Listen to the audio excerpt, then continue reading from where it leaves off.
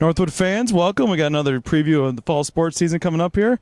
Right now, we're talking some cross country with first-year head coach Jake Adams. Coach Adams, you guys have been in camp for a little bit. You've had a chance to look at the team. How have things gone so far?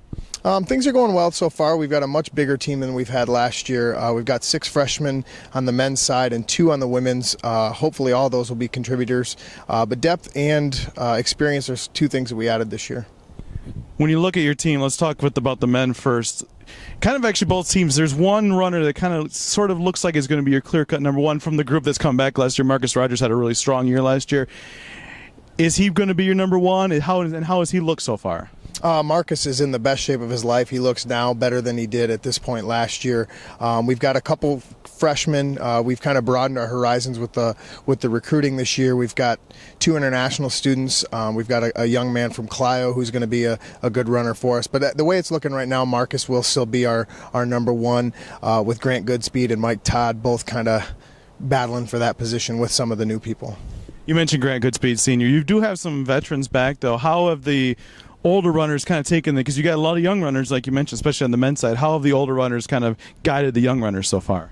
Mostly with they're leading by example, and the older runners have been very helpful to myself and Coach Drzyzki about with you working on things with how the practices are formatted, the way the runs are supposed to be handled.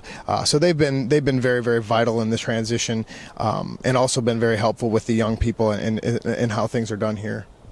On the women's side, you lose Kelsey Burgess. She was the top runner for the Timberwolves last year, but you bring a lot of runners back. Talk about some of the girls on the team. Kelsey's going to join us again here in January, so she'll be out for a little while. But Brittany Robichaud, who had a great year last year, she's going to come back and be a major player. But Danny Miller, a junior, she's had a fantastic summer. She's in the best shape of her life, and we're looking for her to be a huge contributor on the women's side as well, alongside freshman Jenny France and Chloe Thiel. This is your first time. You've been a track coach for a long time, obviously, but this is the first time where you've actually been in charge of more of the distance runners. How has that gone for you?